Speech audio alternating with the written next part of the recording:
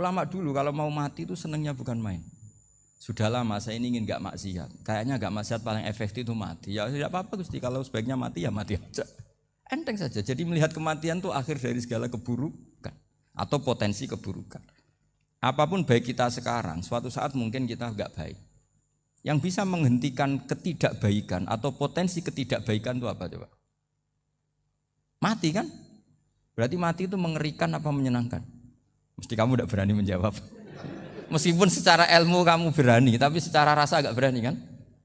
Saya ulang lagi ya, yang bisa menghentikan keburukan atau potensi keburukan itu apa coba? Apa? Kematian. Berarti kematian itu menyenangkan atau menyusahkan? Apapun kamu tidak berani jawab karena kamu agak-agak duniawi itu kelihatannya. Tapi secara ilmu, kamu tahu kan kalau mati itu tidak buruk-buruk banget. Karena apa? Itu akhir dari segala keburukan. Sehingga Nabi ngajarkan kalimat itu begitu luar biasa. Allahumma ahyini maka natil hayatu khairan li wa tawaffani maka natil wafatu khairan li. Nabi melihat dunia itu begitu indah. Ya Allah, kalau saya ini hidup, anggap saja hidup ini ziyadatan li fi kulli khairin, menjadi modal saya menambah segala kebaikan. Jika suatu saat saya mati, anggap mawon rohatan li min kulli syarrin, itu akhir dari segala keburukan saya. Sehingga mati hidup ya baik karena di situ kita bisa berkontribusi beramal soleh. Mati juga baik karena mengakhiri segala keburukan. Nabi nate ngendikan lagi, ajaban li amril mukmini inna amrahu kullahu khair. Orang mukmin itu mengagumkan, semuanya baik. In asobathu na'ma syakara fakana khairan lah. Kalau baru dapat nikmat dia syukur, maka itu baik. Wa in asobatu dharra sabara, kalau dapat masalah mereka sabar, itu juga baik. Sehingga orang mukmin dua sisinya pasti baik. Itu juga kalimat, maksudnya moto atau pegangan hidup. Nah berikut ini saya beri contoh, ini kenangan saya, ini contoh terakhir. Masalah jadi orang terkenal maupun tidak. Di sini dicontohkan Imam Ghazali di halaman 367 di kitab saya 367. Juznya 3 di kitab Ihya Ulumuddin. Di sini beliau cerita betapa untuk menjaga ikhlas sebaiknya orang itu tidak terkenal, tidak syuhrah, tidak terkenal. Oke, itu kita sepakat ya, karena kalau terkenal mungkin orang dipaksa publik dengan tanda kutip untuk selalu berbuat baik, tapi karena jaim lah, jaga image atau apa. Tapi ketika dibalik pertanyaannya, kamu rela yang terkenal itu orang enggak benar, sementara yang orang benar itu enggak terkenal. Lalu masyarakat taunya yang tidak benar. Kalau pertanyaannya dibalik gitu, orang baik wajib terkenal enggak? Kalau pertanyaannya dibalik seperti itu. Dokter yang benar tidak terkenal, yang malpraktek terkenal. Kamu ingin kondisi seperti itu? Enggak ingin kan? Kampus yang bagus enggak terkenal, kampus yang bagus enggak terkenal, yang enggak bagus. Nah, artinya apa? Gara-gara olah kata, olah pikiran, ini logika jadi rubah. Lagi-lagi apa? Jawaban itu ada di kata-kata sebetulnya. Makanya bab-bab seperti ini tidak usahlah kita berdebat, berpolemik. Sebaiknya orang itu humul, menutup diri, apa sebaiknya orang terkenal, itu enggak perlu seperti itu. Sudah terserah Tuhan saja. Makanya saya mulai dulu ngaji sampai sekarang itu ya tidak punya punya ikon tertentu atau punya website tertentu, enggak. Sudah terserah pangeran, sudah. Saya juga enggak sok suci materialistik atau enggak, ya enggak mikir saya. Bukan apa-apa ya, karena saya ini kiai, jadi biasa urusannya sama Allah, enggak sama makhluk. Jadi pusing kalau sama sarah-sarahnya makhluk itu pusing ya. Meskipun rektor kalau nasihati saya pasti tidak saya terima, itu tetap makhluk, itu sudah enggak ngefek kalau saya itu sudah ada itu. Bukan karena saya sombong, ya memang makhluk betul gitu, bukan. Cuma nasibnya bejo aja, tapi makhluk tetap makhluk. Saya beri contoh ya. Ini makalah yang ditulis Imam Ghazali. Ya, i'lam aslahakallah anna aslal jah wa intisarus sayyid atau sayyidi wal istihar. Wa huwa mazmum itu. Balil mahmudu al-khumulu illa man syaharahu wa ta'ala linasri dini min ghairi takallufi talabi syuhrati minhu. Jadi kalau kamu ingin ibadah kamu selamat, ya kamu jangan terkenal. Tapi resikonya adalah Kalau kebaikan itu tidak terkenal, maka nggak dikenali. Kalau nggak dikenali berarti masyarakat hanya punya percontohan yang tidak baik, karena yang baik tidak terkenal. Jadi itulah ulama-ulama dulu. Jadi apa-apa itu dibanding-bandingkan. Kemudian nanti kelihatan, jawabannya itu kelihatan. Jadi ulama dulu itu biasa ngarang misalnya afatun nikah, sisi negatifnya nikah. Harus ngurmat istri, harus macam-macam, kalau terlantar itu ya dosa. Seperti tadi Pak Marsudi cerita, kalau orang ngapalkan Quran itu takut lupa, kalau lupa itu jadi dosa. Pertanyaannya, kalau semua orang takut lupa, takut dosa, semua orang nggak hafal Quran karena potongan-potongan lupa. Cara berpikir tidak seperti itu. Kalau berpikir ya namanya hafalan ya inginnya hafal, kan nggak ingin lupa. Lah nanti kalau takdirnya lupa karena hal-hal yang dimaklumi oleh syariat itu enggak yang termasuk dosa. Yang dosa itu lupa liwiri udhrin syar'iyyan, lupa yang tidak ada sebab yang apa? Syar'i. Tapi lupa bawaan EQ-nya enggak bagus. Lupa bawaan sering dibentak. Oh itu enggak masalah karena bawaannya orang tertekan itu ya lupa. Coba kamu hafal Quran, terus punya kredit jatuh tempo. Pas hari itu aku yakin enggak cerdas sudah. Itu bawaannya orang tertekan itu pasti lupa. Jadi ya saya teruskan ya. Jadi terus ada makalah yang sangat bagus sekali tentang itu. Saya baca ya. Wa yadullu ala dzalika anna Allah azza wa jalla amaral anbiya'a bi idharil amali lil iktida wa khassahum bimansibin nubuwah. Wala yajuzu ayyudhanna bihim annahum khurrimu afdolal amalen. Jadi orang yang terlalu mendewa-dewakan khumul itu menutup diri. Oke itu baik, karena dengan khumul, dengan menutup diri Anda tidak riya, Anda tidak pamer. Tapi kata Imam Ghazali, kamu juga harus ingat, di antara syaratnya Nabi itu harus mengumumkan kalau beliau itu seorang Nabi. Harus memaklumatkan kalau beliau seorang Nabi supaya bisa diikuti. Caranya sholat harus diumumkan, sehingga Nabi itu mengatakan harus jamaah. Karena dengan cara jamaah itu bisa shollu kama ra'aitumuni usolli. Coba kalau Nabi sholatnya enggak diperlihatkan, kamu harus sholat yang benar. Caranya gimana ya Rasulullah? Itu rahasia. Bingung enggak kira-kira? Bingung enggak? Ya misalnya amal rahasia selalu lebih baik. Terus ada pertanyaan, Nabi ngendikan kamu sholat yang benar. Caranya gimana Nabi? Ya itu rahasia. Terus gimana coba? Tapi Nabi ngendikan apa? Shollu kama ra'aitumuni usolli. Ya sudah kamu sholat, niru saya sholat. Berarti Nabi sholatnya diperlihatkan apa disembunyikan? Diperlihatkan. Jadi begitu juga saya berkali-kali bilang, orang tahu kalau itu bidan ya berdasar tulisan itu bidan. Tahu kalau itu dokter gigi ya itu dokter gigi. Jangan sampai gara-gara tidak ada tulisan mau beli alat bangunan di dokter gigi, mau periksa gigi di toko bangunan. Gara-gara apa? Enggak ada maklumat. Nah, di sini ulama-ulama selalu memaklumatkan dirinya. Termasuk Imam Ghazali ketika ngarang kitab dinamai Ihya Ulumuddin, bahwa kitab ini bisa menghidupkan ilmu-ilmu agama yang mulai hilang. Begitu seterusnya. Jadi ini ngaji ya. Jadi orang itu harus ngerti, jadi jangan nuruti emosi sendiri atau logika sendiri. Bahwa saya suka humul, ya monggo, agama Islam menyediakan sarana itu. Uzlah itu ya punya sisi kebaikannya sendiri. Tapi syuhrah terkenal asal tidak nuruti nafsu juga punya sisi kebaikannya sendiri. Setidaknya umat ini punya satu master kebaikan yang mudah diakses. Tapi tadi saya ulang lagi, jangan karena hadzun nafsi, jangan karena kepentingan pribadi. Makanya di sini disebutkan wa yadullu ala dzalika ay ala syuhrah anna Allah taala amaral anbiya bi idzharil amal lil iktida. Allah selalu memerintahkan para nabi kalau ngamal kebaikan ya harus dimunculkan supaya bisa ditiru. Yaitu tadi kita tidak bisa bayangkan kan kalau misalnya Nabi menyuruh kamu harus sholat yang benar, kemudian sholatnya Nabi sembunyi.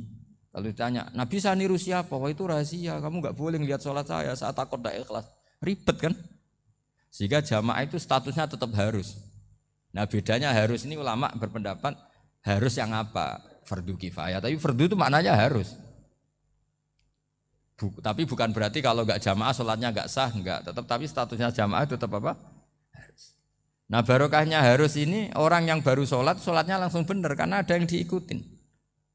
Coba kalau mantan dukun baru sholat terus sholat sendiri, itu mesti mirip mantra. Karena dia tidak ada master percontohannya. Tapi barokahnya ada master, orang paling bodoh pun kalau sholat ya benar. Karena standar ada komandonya, ada imamnya. Sehingga Imam Ahmad malah berpikir keras. Syarat sahnya sholat itu harus jamaah. Cara pikirannya Imam Ahmad. Keras sekali beliau. Sehingga kalau orang sholat sendiri kok ada orang lain yang maunya berjamaah harus bayar, orang itu harus bayar. Demi sahnya sholat. Itu madzhabnya Imam Ahmad. Tapi kalau madzhab Syafi'i hanya mengatakan itu fardu kifayah. Yang kalau satu komunitas gak mau melakukan semuanya apa? Dosa.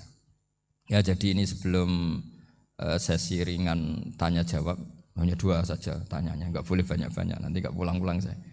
Jadi tak baca lagi biar dapat berkahnya Imam Ghazali. Wa qala qaumun asirru afdalu minal alaniyati. Terus kata sebagian ulama al alaniyah itu afdal minas sirri. Terus diperbandingkan baik yang mana amal dipertontonkan sama ndak. Terus kata Imam Ghazali, kalau orang itu bisa jaga tidak riya, maka sebaiknya dipertontonkan karena kebaikan harus yang muncul, bukan yang tidak baik yang muncul.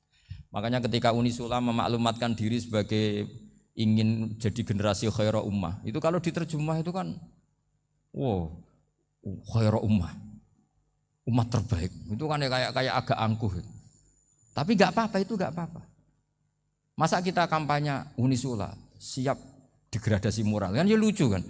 Masa jualan gitu kan ya lucu.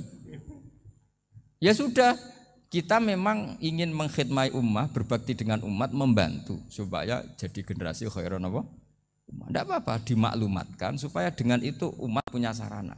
Oh kalau ingin jadi khairan ummah, kuliah di sini. Jangan lalu enggak gitu.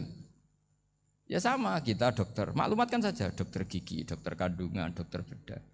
Sehingga orang kalau mau bedah ya jangan ke dokter kandungan. Jadi barokahnya maklumat ya. Jadi saya mohon sekali ini, saya sendiri sebetulnya orang yang enggak siap terkenal sebetulnya, tapi ya sudah terserah Allah saja. Kalau itu cara Allah menyebar kebaikan, ya monggo. Pokoknya kita tawakal saja sama Allah Subhanahu wa taala. Ya saya kira demikian. Assalamualaikum warahmatullahi wabarakatuh.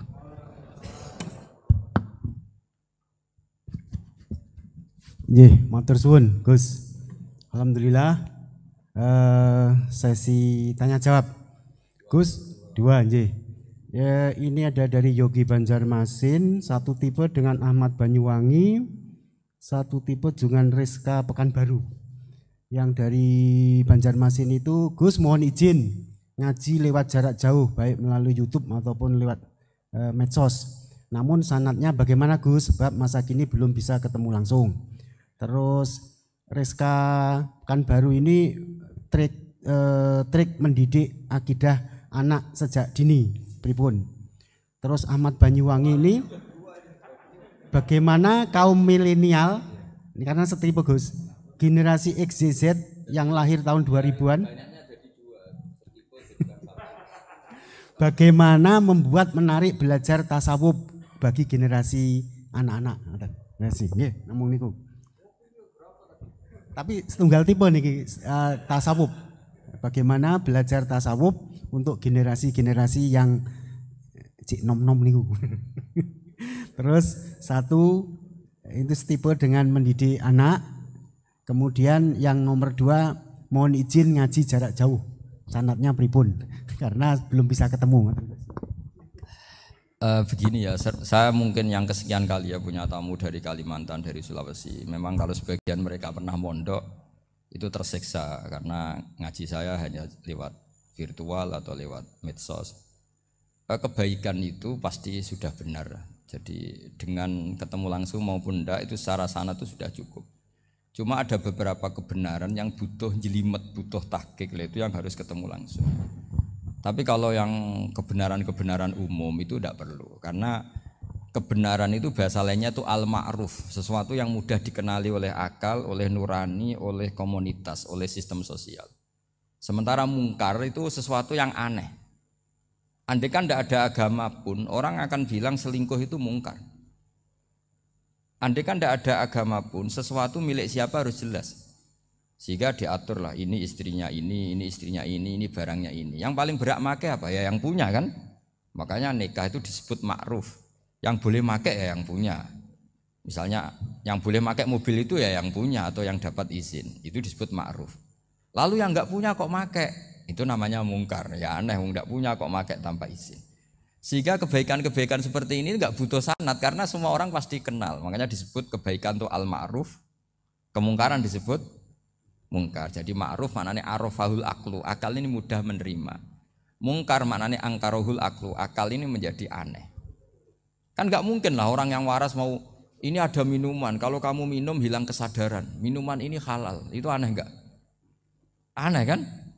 Tapi kalau kebalikannya ini minuman manfaat untuk stamina, manfaat untuk kesehatan, maka ini halal. Nah agama itu datang dengan sesuatu yang ma'ruf dan menolak sesuatu yang mungkar. Nah kebaikan-kebaikan seperti ini itu Pak Rektor gak perlu sanad karena itu sudah lazim, sudah keniscayaan. Lalu ada kebenaran yang butuh detail. Misalnya begini, wali nikah itu siapa? Wali nikah itu adalah bapaknya dan mbahnya misalnya. Nah kalimat dan mbahnya ini salah kalau dalam fikih Islam. Karena mbah dalam bahasa Jawa itu bisa mbah dari ibu. Sementara dalam otoritas Islam enggak memberikan hak ke mbah dari ibu. Seperti ini enggak boleh terus misalnya orang Kalimantan nikahkan putrinya dinikahkan oleh mbah dari ibunya hanya karena berdasar fatwa oh kemarin Gus Bah atau kiai siapa dawuh wali itu kalau enggak bapak ya mbah wong ini mbahnya. Nah itu butuh detail. Yang dimaksud mbah di bab wali adalah abul ab, bapaknya bapak, bukan sekedar mbah. Nah hal-hal seperti itu mohon sekali untuk tidak kesusu atau tidak tergesa ngambil kesimpulan karena itu butuh fikih yang apa? Detail. Ya, butuh fikih yang apa?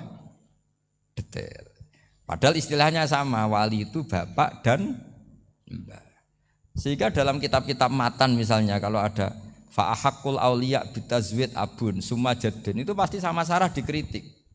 Al aula ayyakula abul ab. Seharusnya jangan dikatakan mbah karena kalau mbah memasukkan dari ibu. Yang benar adalah abun fa'abul ab, bapaknya bapak. Nah, jadi kira-kira gitu Pak Irto. Gantian jenengan yang menjelaskan ini. Yang nomor 2, bagaimana mendidik akidah dan tasawuf bagi generasi-generasi milenial ini. Ya kayak tadi tasawuf maupun tauhid maupun ilmu moral apapun itu mudah sekali dididik. Ciri utama agama ini itu ad-dinu yusrun. Agama itu mudah. Mudah itu artinya ya nurani nerima ya gampang, akal ya gampang, komunitas ya nerima gampang. Kayak tadi penjelasan saya tentang Tuhan. Ada orang miskin dari Indonesia, misalnya kuliah di Amerika. Dia mulai kecil tahu yang seharusnya jadi Tuhan itu siapa. Ya yang menciptakan langit bumi, sebaiknya yang jadi Tuhan itu siapa? Ya yang wujudnya paling awal. Kemudian dikasih alternatif Tuhan yang wujudnya ada tanggalnya. Keren enggak misalnya? Kan terus enggak keren. Tuhan sama buminya kok dulu buminya, kayaknya kok enggak lah kayak gitu. Artinya barokahnya logika yang sehat ini kan ya setahu saya hampir jarang kan yang murtad masalah tauhid itu. Kalau moral banyak yang agak nakal, tapi secara tauhid jarang yang murtad karena tanaman logika tauhid itu mantap di Indonesia. Mulai kecil kan diajarin wujud, qidam, baqa, mukhalafatul lihawadisi, qiyamuhu fi nafsi. Sama, moral juga gitu. Jong jogeman misoi wong, kena dipisoi sakit enggak? Jangan pernah mencubit orang, dicubit itu sakit. Jadi orang diberi rasa, enggak enak loh disakitin orang, dijotosin orang, ya sudah jangan jotosin orang, enggak enak. Sehingga apa ya, kalau kamu ingin sopan ya disopani ya harus sopan, kalau ingin dihormati harus menghormati orang lain. Sehingga itu tertanam.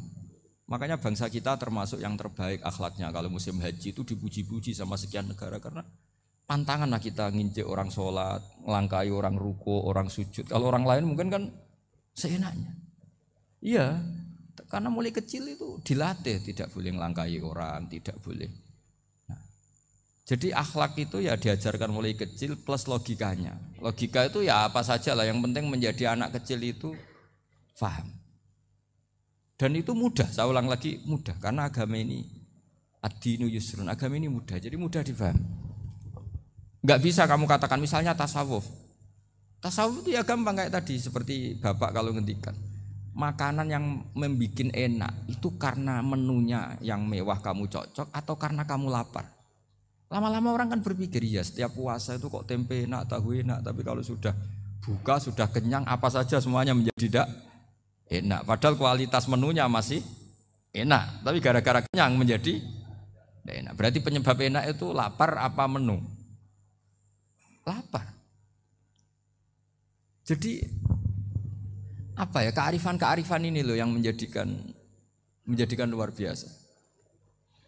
Makanya tadi ada kalimat yang benar, wa ja'alaha kalimatam baqiyatan fi aqibih.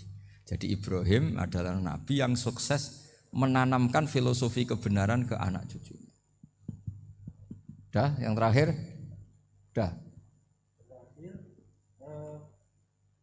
Ini Siti Mutmainah dari Undip.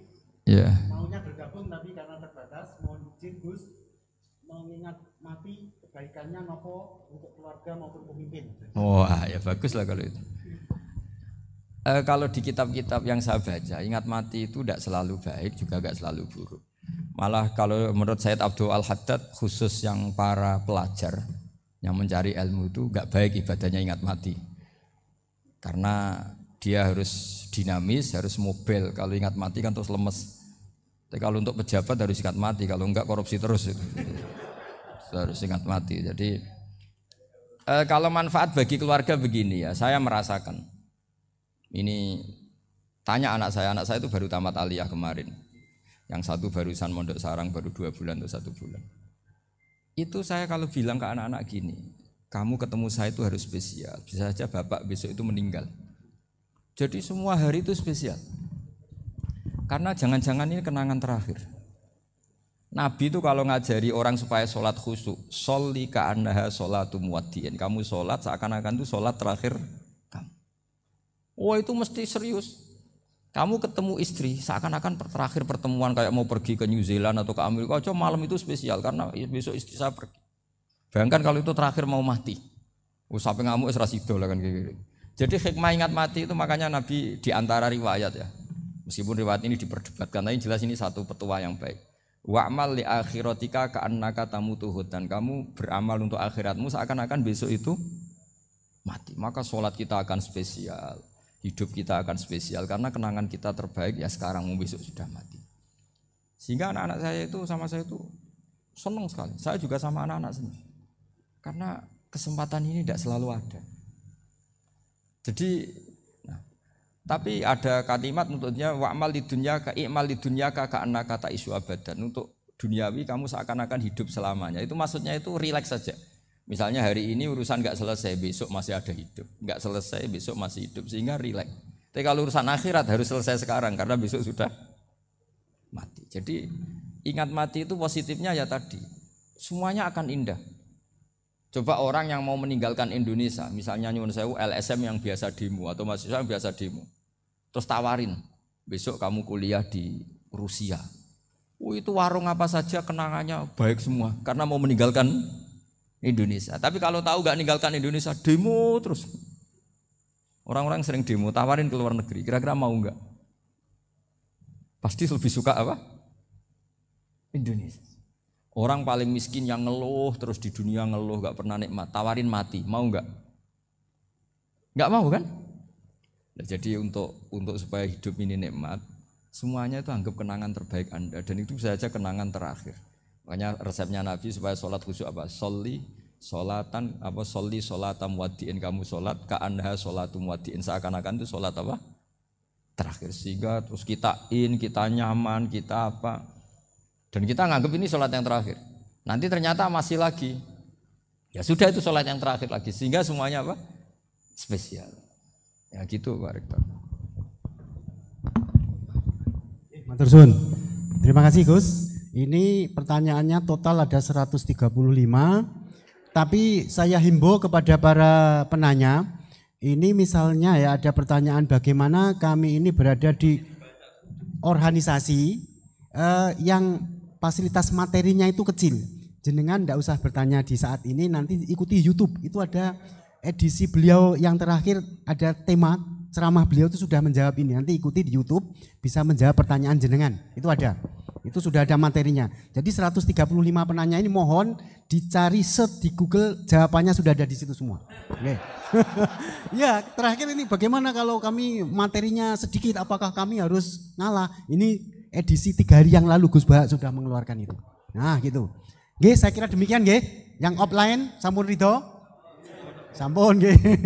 Nggih Gus, ngaten saya soalnya paling takut kalau nanti dimarahi beliau. Demikian apa yang bisa kita sajikan kepada para pemirsa baik online maupun offline. Saya selaku moderator yang mendampingi beliau Gus Bah, mohon maaf apa ada kekeliruan dan hanya ini yang bisa kami sampaikan. Mohon maaf dan selamat mengikuti YouTube beliau yang sangat berseri dan beragenarkan dan sangat mencerahkan. Wassalamualaikum warahmatullahi wabarakatuh.